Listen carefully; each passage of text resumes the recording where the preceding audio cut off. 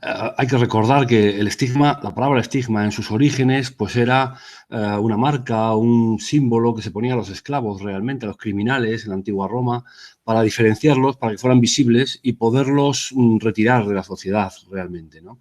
De ahí hemos evolucionado y de ahí hemos tomado esta palabra para señalar, bueno, pues como decía Goffman, pues podemos señalar que el estigma sería un atributo, ya no una herida o una marca que ponemos, pero sí una marca psicológica, un atributo que es profundamente devaluador, quizá no como el de un esclavo, pero en esa línea, el cual degrada, rebaja a la persona que porta ese estigma. Es decir, en cuanto se identifica a una persona con una situación o con una marca, con una etiqueta estigmatizante, por lo inmediato es una bajada en el estatus social, en el nivel o en la exclusión social, ¿no?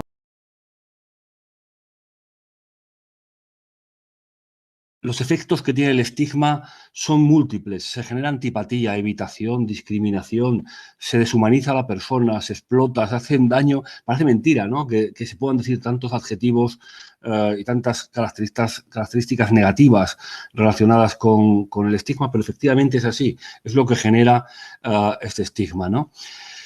Cuando pensamos en el estigma, además, siempre tenemos que tener en la cabeza que existen múltiples componentes. Hay un componente, digamos, más cognitivo, de conocimiento. Yo conozco, cuando hablamos, si hablamos de salud mental, pues conozco o no conozco la salud mental, la enfermedad mental, no conozco qué exactamente qué quiere decir. Hay un componente también emocional. Lo que no conocemos nos genera miedo, nos genera incertidumbre, nos genera desconfianza, y estas son las características emocionales que se asumen por parte de las personas con enfermedad mental, a las que les ponemos esa etiqueta.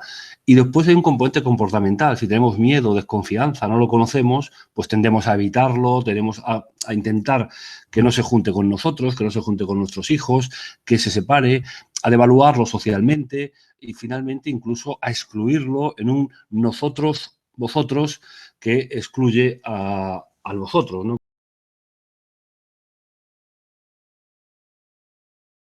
Por lo menos tres aspectos importantes, ¿no?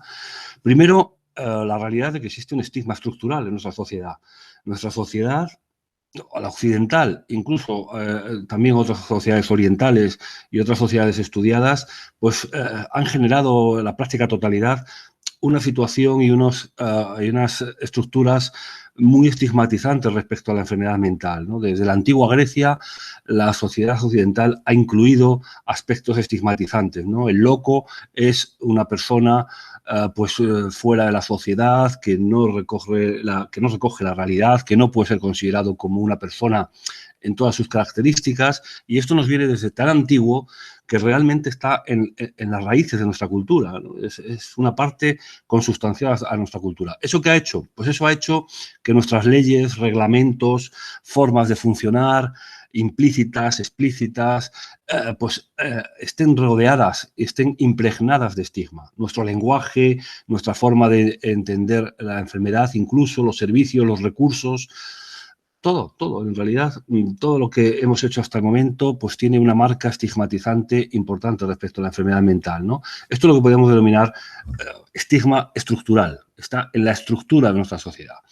De ahí, evidentemente, pues si está en la estructura, baja, digamos, se tiñe hacia los aspectos sociales, los distintos componentes sociales de esta sociedad, ¿no? Es decir, si hay un estigma en la sociedad global, pues hay un estigma en los distintos grupos sociales.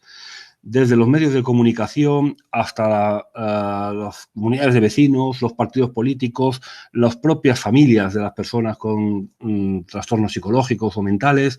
Es decir, todos los grupos sociales pues, están impregnados en cierta medida de ese estigma social que tiende a discriminar. Aquí donde más se juega el nosotros, vosotros, donde diferenciamos, nosotros somos los buenos, vosotros sois los malos, nosotros somos los que somos personas completas, vosotros sois los menos válidos, los que no tenéis valor, los que no podéis participar de la sociedad, etcétera, ¿no? Algo terriblemente erróneo, porque todos los estudios epidemiológicos están poniendo de manifiesto cómo la enfermedad mental realmente afecta a todo el mundo y es difícil encontrar personas o familias que no tengan en su seno o a lo largo de su vida algún episodio relacionado con problemas psicológicos o trastornos mentales, ¿no? Con lo cual, en realidad, ese nosotros, vosotros, es una situación compleja, porque nos estamos estigmatizando a nosotros mismos prácticamente, ¿no? Y esto es justo la tercera parte del estigma, por lo menos esos aspectos básicos, ¿no? Fundamentales, que es cuando las personas, bueno, somos miembros de una sociedad, vamos internalizando en nuestra educación los aspectos estigmatizantes de la sociedad, desde los estructurales hasta los sociales, más familiares, de amigos, etcétera. Y finalmente, bueno, pues tenemos una idea estigmatizante de la enfermedad mental. Bueno, para terminar, yo creo que tenemos que ser conscientes de nuestro estigma, tenemos que hacernos conscientes, porque todos tenemos estigma. Es decir, es difícil pensar que alguien esté totalmente liberado de los estigmas, ¿no? Todos tenemos pensamientos automáticos, todos tenemos ideas que nos pasan por la cabeza, incluso comportamientos a veces estigmatizantes, de los cuales quizá luego nos arrepentimos, ¿no?